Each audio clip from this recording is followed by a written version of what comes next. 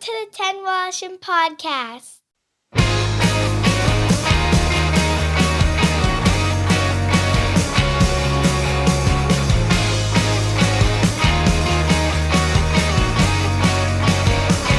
Well, welcome and thank you so much for joining us for another episode of the Ted Wallison Podcast. Appreciate you taking the time. And don't forget, you can always check us out on our website, www.tedwallison.ca. Comments and your thoughts and questions, always welcome. And you can look back on all of our podcasts from nearly 5 years now of doing this adventure. And we certainly appreciate, again, that you're here. And we certainly appreciate Tom Mahalik and Tom's Place. They've been with us since day one. And that's the place that you should go if you're looking for quality men's clothing. The prices are unbelievable. They're located at 190 Baldwin. That's in the heart of Kensington Market. I think one of the coolest places in the city of Toronto, personally. Check them out. Again, the prices, as soon as you walk in the door, the garments and all the great stuff that he sells, whether it's tuxedos or casual shorts, for example, it all gets marked down. And then when you walk up to pay, it's marked down even more. It's really quite incredible. Again, 7 days a week.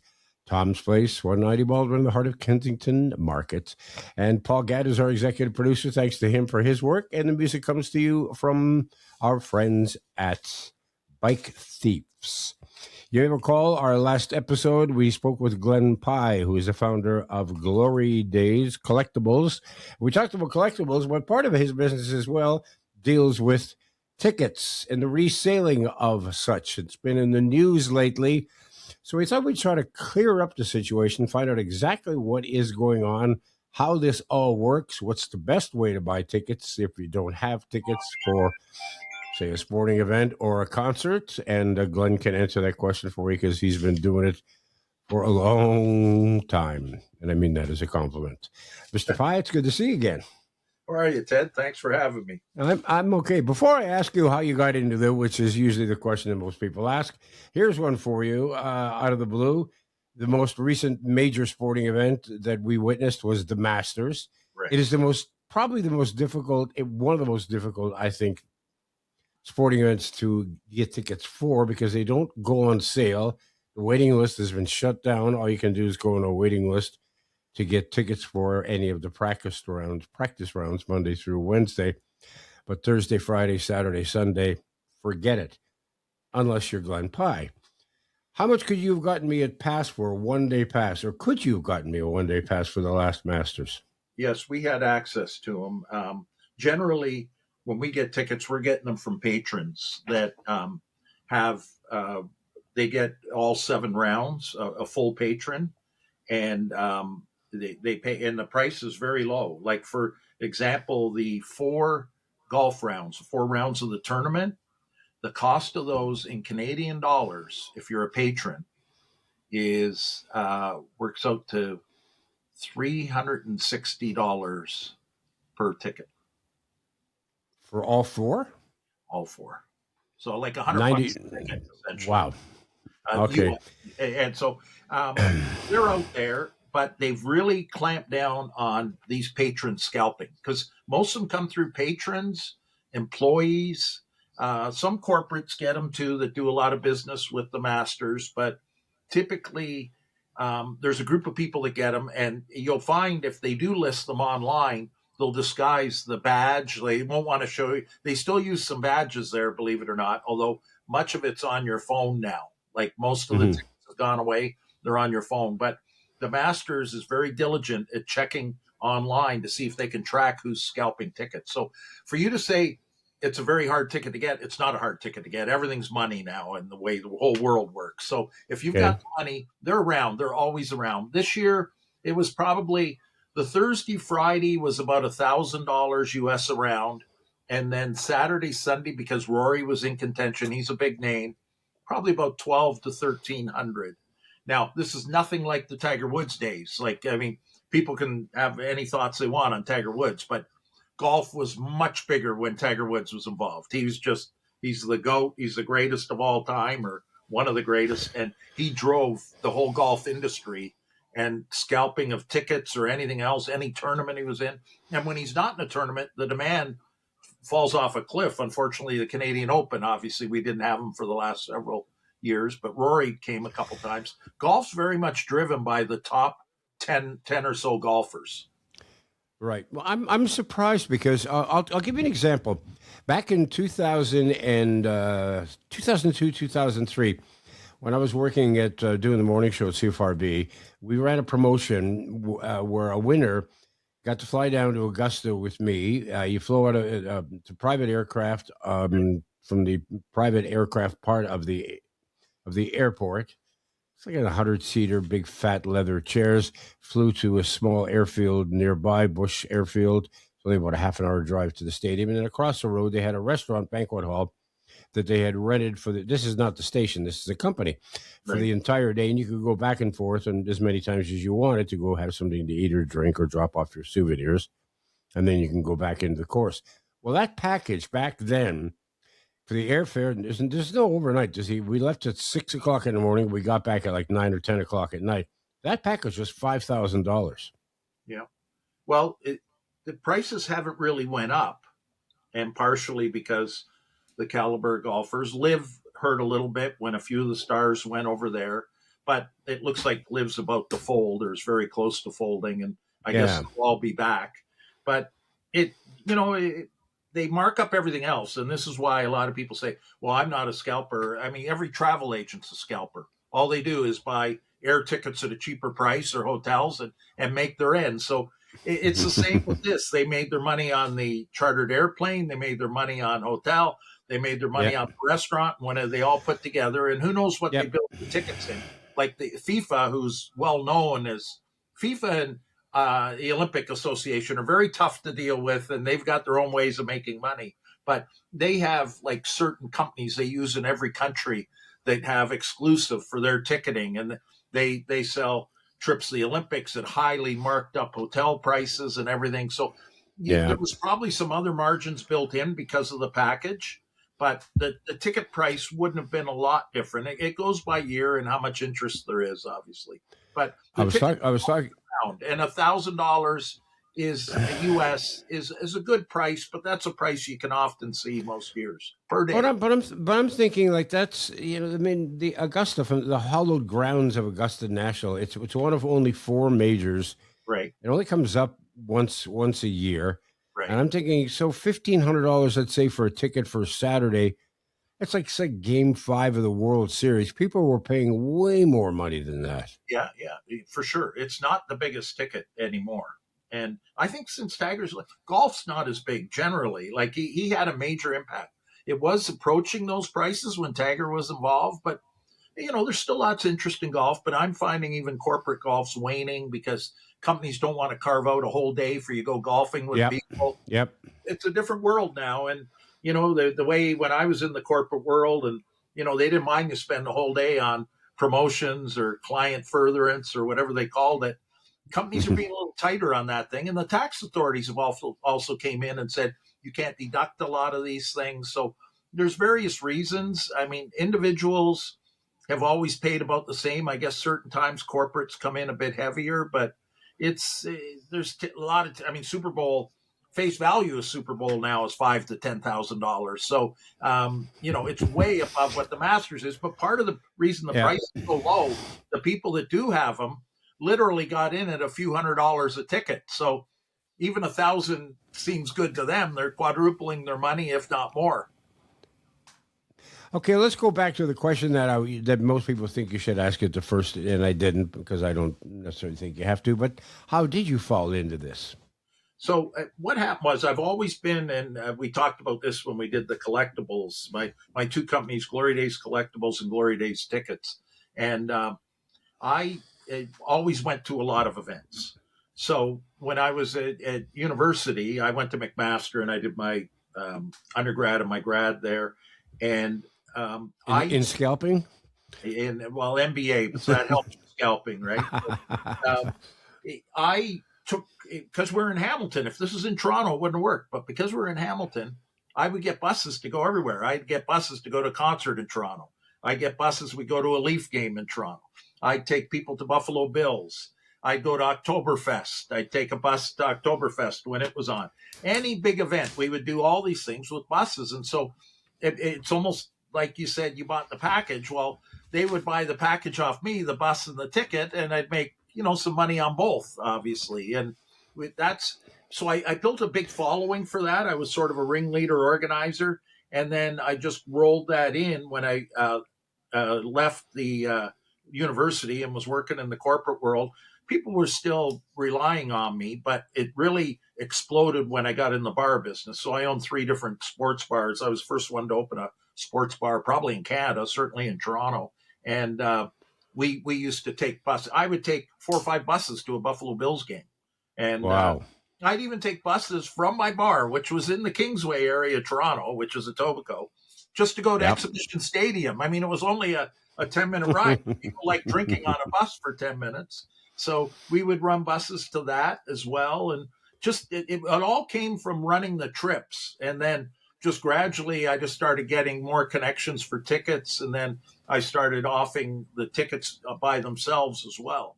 But the scalping laws were a little tougher back then. What I often did with the teams, and this was all with full knowledge of the teams, at the Blue Jays, they had an event space where their offices were right behind home plate called the Timeout Lounge. And I used to run a brunch in there. I would bring people in. I'd have the brunch. You get your ticket. You get the bus from my bar, and they drink at my bar before and after. And we did very well on that. And of course, Blue Jay tickets then were $10 or $12. So you could charge $25. You got a brunch, a ticket, and people were happy with that. So it all came, the bar business, and then it just exploded when the Blue Jays got very good 92, 93.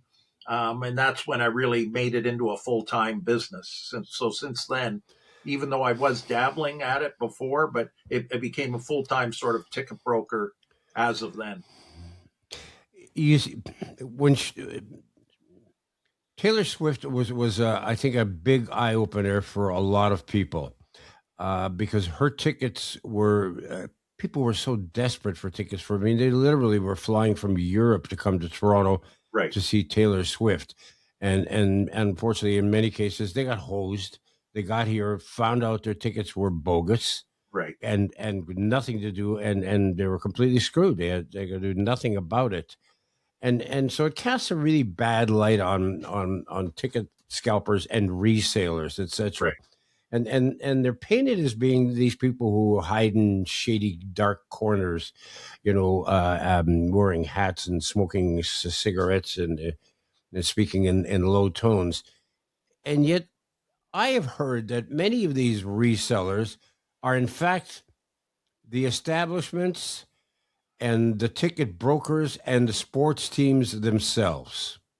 Yes. I'm being careful here because I don't want to be sued.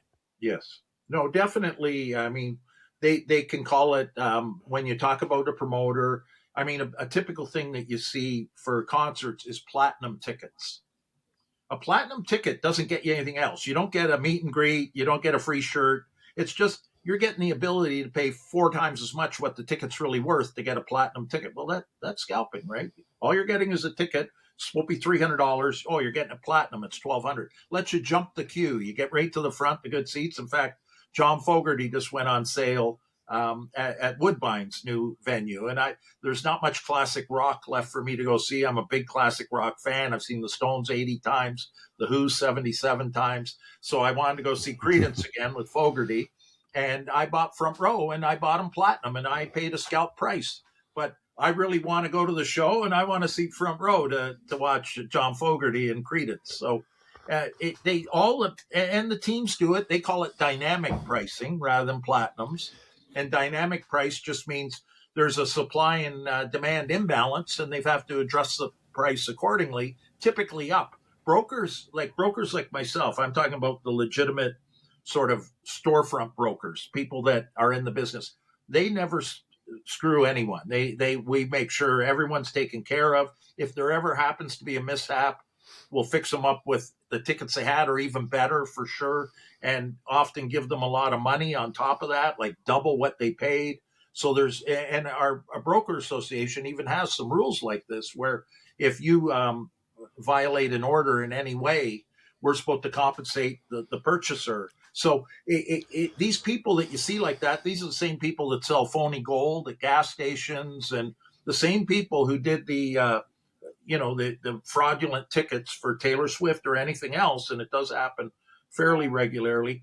They've bought them on Kijiji or Craigslist or something like this, and those frauds happen all the time. They sell cars that aren't real. I mean, it's just one of a thousand things that the fraudsters look at. Oh, we can make money on tickets too. Okay, so then what's going on here in the United States with with the U.S. government cracking down, the enforcement agencies cracking down on Ticketmaster, who are the owners, the largest ticket brokers in North America, for sure, the free Right. world, and also they own Live Nation, which is the venues for a lot of these concerts, or at least they lease the venues. They have been accused of being. What have they been accused of? You Well, say it, not me. it's antitrust sort of legislation they're looking at, and the antitrust Yeah. legislation in the U.S. is much stronger than Canada. Canada's fairly weak, but U.S. they do pursue it, and people go to jail that could get away with it here in Canada often. But it's you had it reverse there. Live Nation owns Ticketmaster. Live Nation is the top of the heap, so they Okay, own. Yeah, it's the same person. yeah, they own Ticketmaster. They Yeah. own Okay. the venues. So the Yes. thought Yes. is, we should probably not let them control everything, because now they control the venues. They control the majority of the artists through their management company, and they control all the ticketing, which Ticketmaster's 80-90% of the ticketing that happens out there. So Yep. they've obviously found ways that they can restrict competition by doing that. Like, you're not getting access to their ticket platform, or you can't use their venue because it's not one of their acts. So you do find that they're taking advantage of the situation, and it's been noted. Like, just Ticketmaster is amazing. Like, we've seen tickets where the Ticketmaster fee is higher than the price of the tickets. I've seen many times 100% the fee of, like, what the ticket's $100, the fee's $100, and I mean, it's ridiculous. The fees are insane, like often more than we would ever scalp a ticket for. So you do find that that there's definitely some competition in that area would be good. Now, Live Nation feels that they aren't violating the law and they're going to appeal it, but this really should have been done when they tried to take over Ticketmaster. And somehow, the private sector always has better lawyers than the government does. They pay more, they get the better Mhm. lawyers. They typically win. Why does Trump win all the time? He can buy the Yeah. best lawyers that man has. So they've gotten away with things up till now, but what they shouldn't have done, they should have never let Live Nation buy Ticketmaster. That was a terrible idea. They're being accused of running a monopoly. Exactly. And it is really, because, sure, a monopoly is not necessarily 100%, but it's basically control. Like, if you control 90% of it, you're still a monopoly because you're controlling Yeah. almost everything. So some years ago, the provincial government here, when the Liberals were in power, introduced legislation to curb reselling, and and the Tories came in and shut that legislation down. Right. Now, recently, like within the last few weeks or so, Doug Ford, the Premier of Ontario, said this is enough and is now reintroducing his own legislation. Right. Anything going to happen with this stuff, in your opinion? Well, I've been a conservative all my life. I'm an entrepreneur. I've been a business person. But this is very poorly thought out. First of all, you can't control. It's the second oldest industry in the world, is scalping tickets. They used to scalp tickets Yeah, to the Roman Forum to see the gladiators. no, this they didn't. Are you serious? Yes, and you'll never get rid of this. This is something that's always going to be there. And the other thing is, tickets now, of course, are all electronic. How are you going to control it? You set up, it's like having a gambling site you set up in the Channel Islands or something, right? And Yeah, nobody yeah. can do anything to you. So, first of all, for him to even think he can control it, he really can't, because I could move my company to Niagara Falls, New York, and sell all the tickets I want into Ontario for whatever price I want, and he'd have no legislative authority over us because we're an American company. Now, I don't want to do that. I pay lots of taxes. My payroll taxes, my employees' municipal taxes, corporate income tax. But the big one, and this is where Ford is really missing the boat, and I've written a letter to Ford and my MPP, and they forward it to the minister responsible, but they just don't understand this industry. And personally, I think this was just Ford throwing a bone to the NDP, or this is something he goes, this doesn't hurt me too much. Give them something so they're a little bit happy and get them Yeah. onto the play. So, but the thing is, I remit in the last quarter of last year, I remitted 115,000 of HST, because when I sell you a ticket, I'm going to collect the HST on that ticket. If I'm in Niagara Falls, New York, I sell you the ticket with no HST because I'm not obliged to collect HST. So here, if I had done that, I would have made an extra $115,000 profit in the last quarter of last year. And believe me, it's not like my profit's millions of dollars. That would be a major impact on my bottom line, something like that. And it makes no sense, because he's actually, first of all, he talks about red tape and all these things. Like, this is just a whole nother, you have to hire all these bureaucrats to run it. And what's a margin? What's your cost? It's like on an airplane. Everyone's paid a different price to sit in their seat. I mean, nobody knows what the cost is anymore. So because there's license fees on top of the regular ticket price. So you've got all this red tape.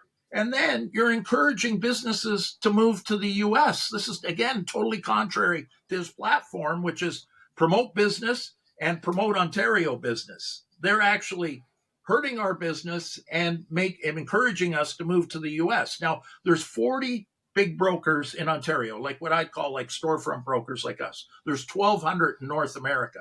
So it's not like he can control the industry. Canada can't control, very few industries can Canada control, because we're a smaller country population wise, and we don't have dominant control. They want to do this in England. They tried in England, shutting down because ticket brokers are storefront in England. You see them everywhere. And when they tried to do it, StubHub, what did they do? They closed StubHub UK and opened StubHub International. StubHub supplies the whole English market, but not from the UK anymore. So you can't control it. It's impossible. It will never stop it. When there's demand, there'll always be people providing the service or supply to them. Well, and again, going back to, if you go on a sports team's website to look for tickets, they have resale tickets on their website, but they've upped the price on that already.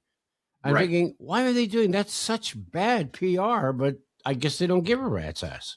Well, I mean, when this first came out from Ford, the teams were very curious how that would affect their season ticket holders. And the Blue Jays sent out a survey to all season ticket holders and asking them, what impact would this have on you? And apparently, I only know this hearsay through people I know that are involved with the team in that, because they haven't disclosed it, but they probably have disclosed it to the government. And I'm sure this is part of the reason they're having discussions, but a very big majority was not as interested in season tickets if they didn't have the ability to resell them, because nobody goes to 81 games.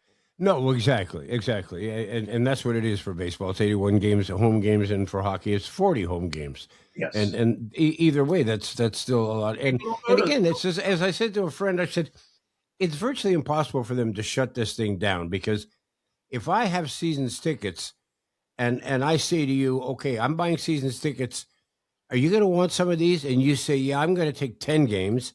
And then my other friend, Steve, says he's going to take 10 games. And my other friend, Bob, says he's going to take 10 games. How's anybody going to know that? They won't. And it's funny when you say how that worked. A lot of the people I know, this happened more often with Leafs. Leafs now, you can't even scalp Leafs. Like every game this year, you lost money on because they were a bad team and the prices are too high. But the prices are too high even if they're a good team. Like there hasn't been money made left. There's no money left on the table on Leafs. So you'll find brokers are getting less and less involved with the Leafs because it's a dead loss. I don't want to own any Leaf tickets. I'm going to lose on every ticket I own. So we do it as a service because the same client that comes to us for Taylor Swift or for baseball or whatever else, they need some hockey tickets on occasion. So we do supply the market, but it's the prices have become outrageous in that regard. And there's really no ability to make any money. But what you will find is a lot of season ticket holders have developed a group like you talked about, where they might have 4 or 5 other people. And typically the organizer or the prime guy that has the name, what he'll try and do is sell off 85% of his tickets and get the other 15% for free, which is, Yeah, again, exactly. anyways, right? But Yeah. that's what a lot of season ticket holders do. Ted Woloshyn returns in a moment. I've had the great fortune to say that I've been associated with one of Toronto's finest names in men's clothing for more than 25 years. Tom's Place. Founded by Tom Mahalick's father in 1958, Tom's Place offers brand name men's apparel at unbeatable prices. But more than that, they boast a long-serving, knowledgeable, and friendly staff that can assist you whether you're looking for casual or formal attire. And they have plenty of first-class tailors on site. In addition, Tom and his family are well known for their philanthropic work. So if you're looking to deal with great people who can fulfill your clothing desires at outstanding prices, do yourself a favor and visit Tom's Place. They're open weekdays from 11 to 6, Saturdays 10 to 5, and Sundays noon to 5. You'll find Tom's Place at 190 Baldwin in the heart of Kensington Market. Or check them out online at toms-place.com. Tom's Place will suit you. Now back to Ted Woloshyn. Is there any tickets that you cannot get me? Well, you know what? The ones that are most interesting, and we stay away from them for good reason, is charity events, because we don't like to be seen taking advantage of a charity event. No, yeah. Well, exactly. So, that's about the only thing. And those I can still get you. Sometimes, if it's not a massive event, I can get them right through the charity. But other times, there might be a few other people that are scalping we stay away from things like that. Like if they're doing a fundraiser for a particular thing, we might help them sell it, but just cross them over, not make any money, and just pass on that. But that's really, that and private events, like, I don't know, the inauguration of Prince Charles, or, when he became king. I mean, there were tickets or some sort of access to get in the church and wherever else. Those can be very hard to get, but sometimes they come up, like Oscars tickets. I've heard about it. It happens. But now, go ahead. Yeah. I was going to say, it wouldn't surprise me if Trump was out there scalping tickets to his inauguration last year or 2 years ago, right? Because it definitely, these private events, which an inauguration isn't, it's a ticketed event, so it's a little easier. But some of the private events, tickets do leak out on occasion, but you have to be so careful with them, because if they find out it's gone to a party who isn't an accredited person that was supposed to get those, they might stop them at the door or something, right? So that's another reason we stay away from things like that. Whereas the other events, as long as you paid for your ticket and you're dressed appropriately or whatever, you can go into the event. Now, you might get thrown out if you hacked up, but at least you get in the door. Once they're in the door, our responsibility's over. I had Buffalo Bills season tickets before, and I always said that I still have season tickets, and I bought the license in the new building. And they knew I operated buses out of here, and I'd get a letter from the Bills saying that 2 of your people at the event were thrown out of the game for drinking and all this stuff. And they threatened my season tickets, and I go, look, we do our best to stay out of those problems, but it does happen on occasion. So they would follow up, but they never cut me off for tickets. They just said, you can't have this happening too often. And I always attributed to, they go, why do they have such a problem with Canadians drinking at these games?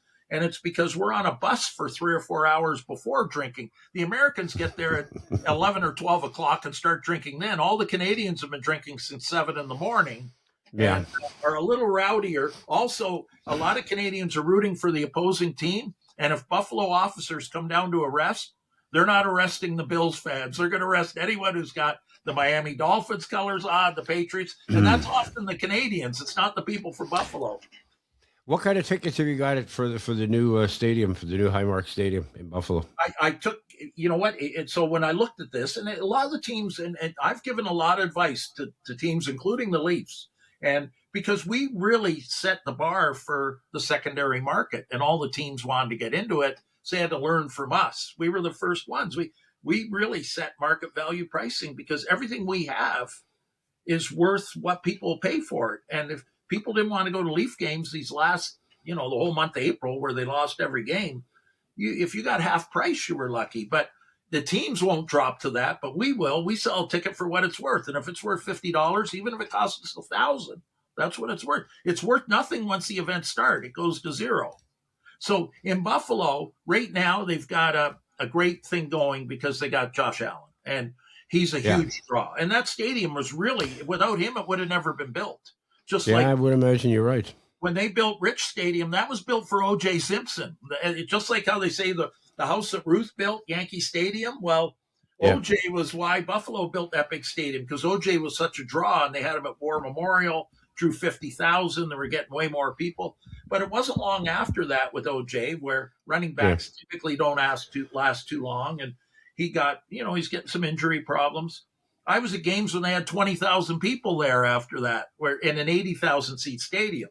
Now, the stadium now is smaller, but Buffalo is an extremely poor city, like many American cities. Cleveland, Detroit. I mean, I could list 100 of them. And we live in Toronto. We're in this bubble, even in Canada, where we're just people, even poor people have more money. I mean, U.S. is really, it's almost like Mexico. There's the very rich and the very poor, and there's lots of very poor. So Buffalo right now, with charging those licenses and the higher ticket prices, that's great when you got Josh Allen. But once he goes away, I think it's going to be very tough to sell tickets down there, because the people in Buffalo have no money. Now, upstate New York, the farmers and that, they have money from rural New York State. They come in, and the Canadians have lots of money. So, but therein lies the rub: is how many of those Canadians that used to go to Bills games are going to go to Bills games now? Way less, but Trump can only last so long. So we'll see. That'll go right back to normal once he's gone, for sure.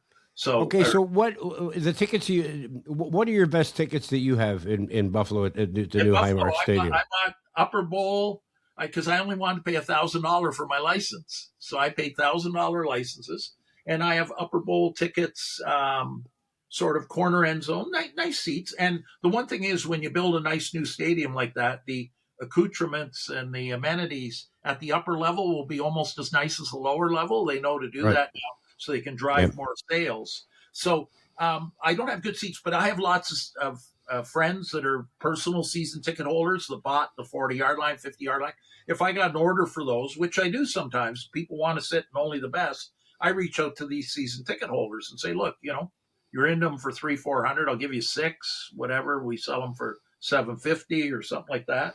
So definitely we have access to better ones, but I didn't consider it a good investment. Just like, for one thing, the Leafs have been famous for selling licenses for their seats, and I've owned many licenses, and I've sold many licenses for a nice profit. But the your cat's making another appearance on the podcast. Yeah, we just as he did last time. That's okay. I had to give mine some extra food just to keep him quiet for this period of time. Lots of food. So if I wanted to go to a game next year and say lower bowl, what would I be looking at? Like $300, $400, $500? Buffalo's funny for a few reasons. One is, and of course, NFL is very much, it's driven by the participants of the team, right? So if you've got a team that doesn't have a big following, it's not going to be as high as it would be as if you had Dallas, Pittsburgh, Green Bay, the big market teams. So that will adjust the price. The other thing is, and maybe this will be a little better because you have a little more protection from the elements. Buffalo tickets always went better in September, October, early November because it was so cold later on. And there's still, they should have put the stadium downtown. It would have been so much more profitable and would have brought some money into the city. And they've stuck it out at Orchard Park. You're out in the middle of nowhere. The winds blow through there at 80 miles an hour, and you get snow in the winter. And but I would say, like, for just an average game, probably $300-400 will get you like a really nice seat down in the 100 level. But if it's the biggest game of the year, which who knows, might be Patriots now because they became a better team again. I don't know who their visiting teams are that are in each year, but they always play their own division. So that Patriots game, if it's a good date, like say early October or something, that game could be a little more. And then you might get a game in November that's against, I don't know, Carolina or something nobody cares about. And you may get into that game for $100.50 or something like that. I would think that in recent times, the biggest Super Bowl game Probably would have been the one, and I can't remember who played it. But it was the one when Dallas first opened their new stadium because of the excitement surrounding that stadium. Right. What? And I was hearing things like $50,000, $60,000 for lower level. Was I dreaming or was that reality? Um, it was close. What happened there, and this is sort of an unusual situation, like that stadium holds 105,000, which is a lot now because most NFL stadiums are holding 60. Like they're much Yeah, smaller. They used to be bigger, yeah, but now they want the big comfortable seats, and it's a different thing. sure. They'd rather sell half as many triple price tickets than they did before at the cheaper price. And they can do this with the big living room chairs that you sit in and all this. So when they went to the Dallas Stadium, we thought there's a lot of tickets, but they didn't realize, and this is what drove the tickets at the end. If you're talking like right towards game time, they ended up about 1,500 tickets were obstructed. And the last thing you want Wow. to do is give obstructed tickets to the governor of Tennessee, to the CEO. Because when you go to the Super Bowl, you might be in the worst seats, and there's still all millionaires around you. I mean, I've been to Yeah. 26 Super Bowls. It's a who's there, and at that game. And so when I talked earlier about the penalties that we face if we renege on a deal, StubHub and others, they were having to go out and buy tickets for these people that got these obstructed tickets, and they drove the price up to almost 50,000 on the day of. But they were filling these orders. It wouldn't have happened had they not had these obstructed seats. And then, in addition to that, the NFL gave all those people that bought those free tickets for next year's Super Bowl as well. So they either got in and got the next year for free, or with an unobstructed seat, or they gave them $25,000 and they went the next year for free. So for people like us, we never want to do anything untoward because the penalties are massive. And that's what makes our industry, everyone will deal with us, every Fortune 500 company, because they know the penalties in us doing anything that's not legal or maybe fraudulently describing a ticket. The penalties on us are massive. So we always make sure our customers are always happy. That's the most important thing for us. Have you got a supply of World Cup tickets for either here in Toronto or Vancouver? Yes. So what happened was, and we know the value of stuff. Now I'm wrong, and I've lost hundreds of thousands of dollars occasionally, but certain things. And just one thing. Well, we'll talk about that first. When they first went on sale, see, because these tickets are distributed around the world, but Canada gets a certain allotment because we're one of the host countries. Well, Hmm. they were selling on resale for 900 US. Like we got nothing on the lottery. People think, oh, you must have a special way to go in and get your tickets. We don't. We buy them like everyone else. I go in the lottery. Like we all went, all my guys, my employees, everyone went in the Taylor Swift lottery. Not one of us got tickets, but lots of other people did. And we paid these lottery people a big profit to get their tickets. So they did the lottery for the FIFA tickets here, and we wanted that June 12th, the Canada game. And they had them up a lot of, not everyone, but many people had them up for 900 US. Well, I told my guys, I said, just go in and buy all of them. We'll buy all of them for that. At 900 US, I think it's too low. I think it's a more valuable ticket than that. And sure enough, it's evolved into a more valuable ticket. But recently, I don't know if you've read the papers, like FIFA's been canceling all the hotels, and they can walk away on all this stuff and they pay no penalties because we're FIFA and we can do whatever we want. So in Vancouver, they canceled 90% of the rooms. They've canceled a ton here. Now they're talking about the payback to the city isn't going to be as much as they thought it would. But the tickets will still be strong. Toronto's a strong enough market on its own, particularly for the Canada game. But the non-Canada games here in Toronto, I don't think will go for that much money. And yet, it's interesting because I have a friend who's of German descent. He bought tickets for Germany is playing in Toronto, not against Canada, but they are playing in Toronto. He paid $1,400 for his tickets, and this was I'm talking a couple of months ago already. Yeah, well, they were more a few months ago than they are now because now everything's been released into the market. Like initially, there was they sort of release it in batches. Like FIFA's got their own people, then they work with a big tourist company in Canada, whether it's Co Sport or someone else, and they get their tickets. and then the associations get tickets. Now they've drilled right down the public allocations out there. In fact, right after Italy got knocked out, we saw a big release of tickets for our game here because Bosnia is not as big as Italy. So all of a No, sudden, I know. I was thinking the same thing. Wow, because here, and you've got a lot of money in the Italian community yes, here, for sure, those tickets would have gone like in a heartbeat. would have went for far more. In fact, it's funny because I typically have never traveled. I've been to World Cup before and went to it as just a spectator, but I've never traveled to work it. But many of the other brokers have, and I asked them about those three or the four countries that were possible, and they go Northern Ireland. They'll pay huge. They're crazy fans. Wales, very small. They're crazy. They'll pay because they don't get in it that often. They would pay huge. Italy, lights out. All of Woodbridge is going to be there. They're going to pay big money. Bosnia, not so good. So and then I looked up how many Bosnians there are in Canada. There's next to none. Like I don't know, there's 3,000 Bosnians in Toronto. There's, I don't know, 700,000 Italians or something. So Yeah. it's a much smaller market for sure. What about women's hockey? How's it been doing in terms of your business? In the women's professional hockey league with the Toronto Scepter, right? Yeah, you know what? It has a good following in the typical tradition of Toronto teams that looks like they're going to miss the playoffs. I mean, we never get good teams here, but luckily Toronto's got enough money that people still spend and go to things in spite of that, the years of futility. But is there money for scalpers in women's hockey? Yes, there is. But you've got to get, typically what you often look at is the best ticket in a category. So because they, even FIFA, they only do 4 prices. They have category 1, 2, 3, 4.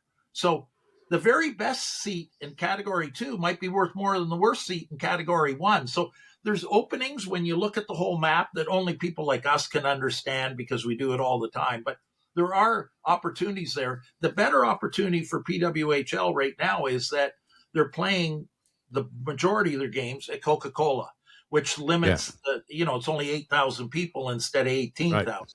So when they're at the big venue, there's not really any money left for us. But when they're in the smaller venue, you can still mark it up. But it's not huge markup, but, because a lot of people don't want to buy season tickets. So we buy seasons and then we can, sell it by game because a lot of people just want to go to their own favorite game. Have you purchased season tickets for the Tempo, the World, the women's basketball? Yes, we have our WNBA. Own. Yeah, we've had our own, and we also have other subscribers that don't want to go to all the games. So, and again, they're playing some of their games at Coca-Cola Coliseum, which is better because it's smaller. So, I think it'll be good. And the other thing is both PWHL and Tempo realize they're not going to charge NBA and NHL prices. So they charge a lot less, and that makes it better for us. The teams, interestingly enough, and most people don't know this when I talk about how, and as far as one thing we've been very vocal about in our industry, particularly here in Canada, we don't use bots. They talk about these bots that go in and some of the big companies in the States have them, and they'll go in and in a minute, they've bought the best 20,000 Taylor Swift tickets with these computerized programs and boom, boom, boom. And I think that's what really ticks off people the most is the fact that if you happen to be waiting online and waiting and you get in and I don't get in, that's just my bad luck and that's your good luck. But if you're doing it this way with bots and you've got all this technology and you're buying all this, and that's not fair to to the fan, to the average fan who's making, no, it's a terrible. living. They can't. It's like it saddens me to think, because I had the opportunity to go to a couple of Leaf games with my dad when I was young, but it saddens me to think that there are so many kids out there who will never, as children, and depending what they do as adults, but as young kids, will never ever go to a Leaf game. Never. No, that's true, and that's sad. It is, and part of the sadness there is that the Leafs and Buffalo have blocked Hamilton from having a team because Ottawa should have never got that team. The demand in Southern Ontario for a second team dwarfs Ottawa 4 times over. It'd be way more financially successful, everything, but the Leafs and Buffalo, they don't want another team down here. They don't want to share the TV market, and everything else. But if we had a second team here, the father whose kids play hockey in Guelph, he'd be able to afford to go to Hamilton and take his kids to an NHL game and see Connor McDavid or whoever's visiting that night. But Yeah. the teams didn't want to give up their sort of monopoly on this market because Hamilton actually had to pay territorial money both to Buffalo and Toronto because it falls in both their areas. No wonder the respect, the level of respect for professional sports teams, ownerships of professional sporting teams dwindles each and every year. People just think you're so far away from me, I can't relate to you. You don't care about me. You're overpricing everybody. You're pushing everybody, even the wealthy, out of the marketplace. I can't stand you. And that's what it is. That's the truth of the matter. You won't find many people you walk down the street, you say, what do you think of Maple Leaf Sports and Entertainment? And I'm not picking on them personally, but ask the average person. You think they're going to say, wow, what a fabulous bunch of people? No. Not a chance. No. It's definitely the case. And also the other thing is baby boomers, since we've been groomed for many years since we were young to pay top dollar for things. And we are a generation that has money now and is spending it, particularly in Toronto with the house prices. Everyone's got lots of equity, or most people do. And the teams just became used to, as well as many of the music stars, catering to baby boomers. Well, we're now not in the market as much. We're older. We're not, our kids are grown. We always like selling to a show that's going to attract 10 to 14-year-olds because their parents pay for it. Once they're 17 to 20 and have to pay themselves, they never pay the same money again because the parents are the ones that pay the big money. And just the baby boom, we're gradually going away, and the generations behind us aren't going to pay that kind of money. They don't value that experience enough to pay $700 to go to a Leaf game. So you are finding that many, like you say, many people just don't want to go. But another big reason, and we're finding this maybe more so because, particularly for the baby boomers, they want to fight Toronto traffic. They just don't want to go to Toronto. Yeah. They don't want to go to the amphitheater. They don't want to go to Air Canada or Scotiabank. They don't want to go anywhere downtown. Well, you think about it, you sit there in front of your 50-inch television, which is now available for most people. It's not all that expensive like it used to be. $500 or something. Yeah. So you got this great television that's in 4D and right. these the NBC or TSN, whoever, they got 8, 9, 10, 14, 25 cameras set up. You got a great broadcast crew. You got replays. You've got different angles. And you think to yourself, I won't get this at a game. No. When you go to a game, I think the main reason to go to a game, and the reason I go to events like that, is just the crowd atmosphere. And I don't want to be locked in a box. I don't want to be behind glass. I want to be out. Like I could sit in suites, but I'd rather be in a seat down by the field where the action is and the crowd's all, into the game and stuff. That's the only thing you miss. But in terms of seeing the game, I usually come home and I'll watch the game again because I know I've missed so many things by being at a game. There is you can't, and if you're talking about a playoff game, I mean, I was fortunate to go to the World Series back in '92 and '93 when we won. You can't capture that in a bottle. It's just there's nothing like it. I understand that, but again, there's 80 games in a season. So the average person is thinking, you know what, I really want to go to a few hockey games or a few concerts this year. What's the best approach for them to take right now? Okay, so it's different by sport, but let's just take hockey, for example. And I get a lot of gentlemen who ask me, it's usually a father wanting to take his sons. Obviously, daughters are going a lot more, but maybe they'd go to a PWHL game, which is the affordability is much greater. But when they ask me, because they'll ask and they'll go, you know what, give me March 12th. Well, I look, March 12th. It's like the biggest game of the year. Montreal's, and the father say, well, I just want to take my kids. Kids they're happy just to be at a game. And I always tell these guys, I go in October when the season starts, go on a weeknight. You get tickets way below cost every year. Just go early because everyone wants to see the biggest teams, but your kids don't care. They're at a Leaf game. They're enjoying it. The excitement, the mascots are there. Everyone's cheering.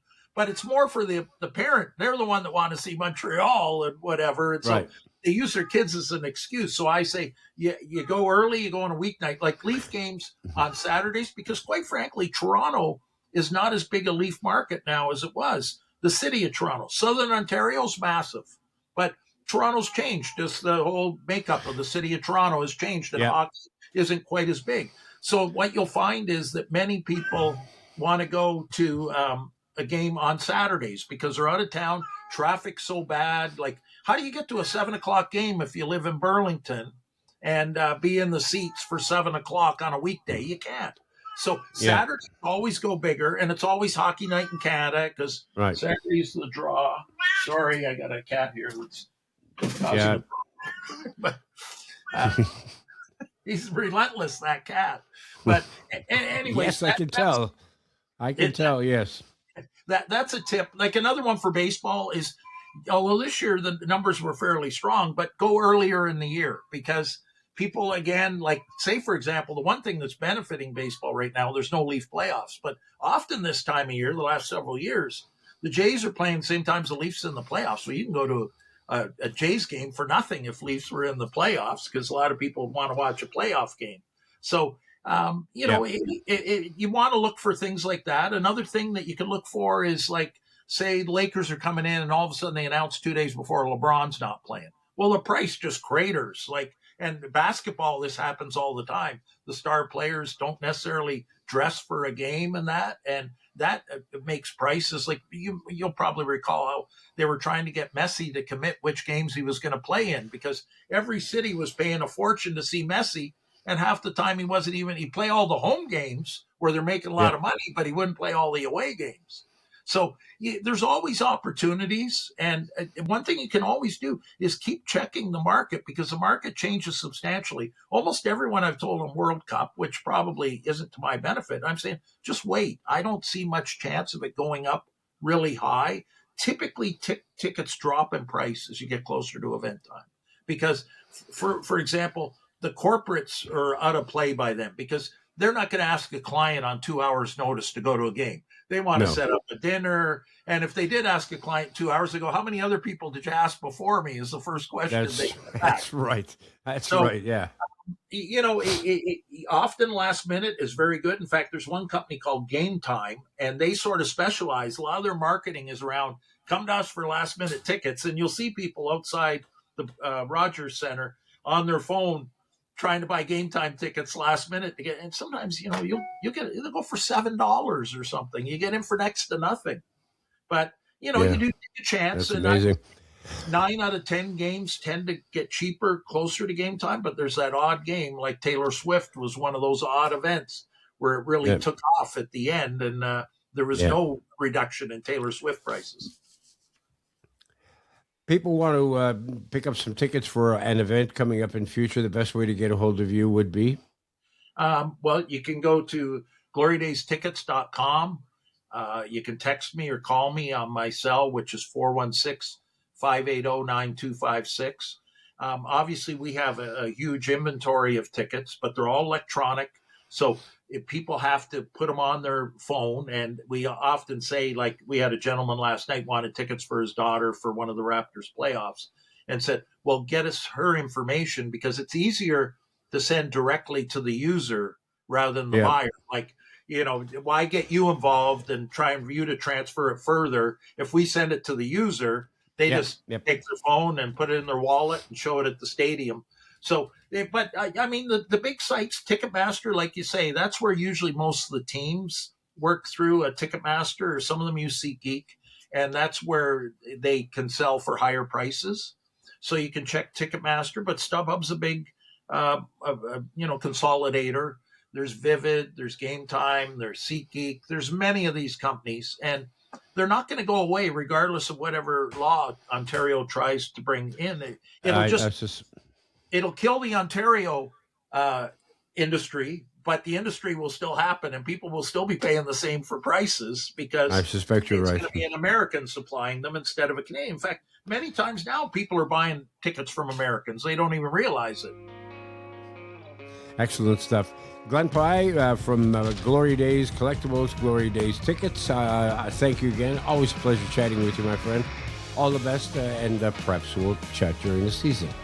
And I'll try and lock up my cat next time.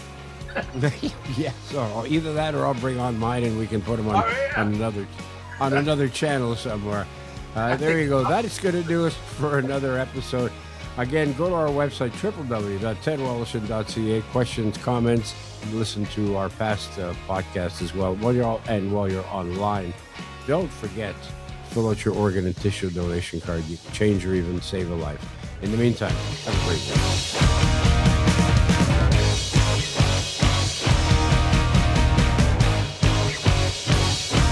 Could have worn another shirt.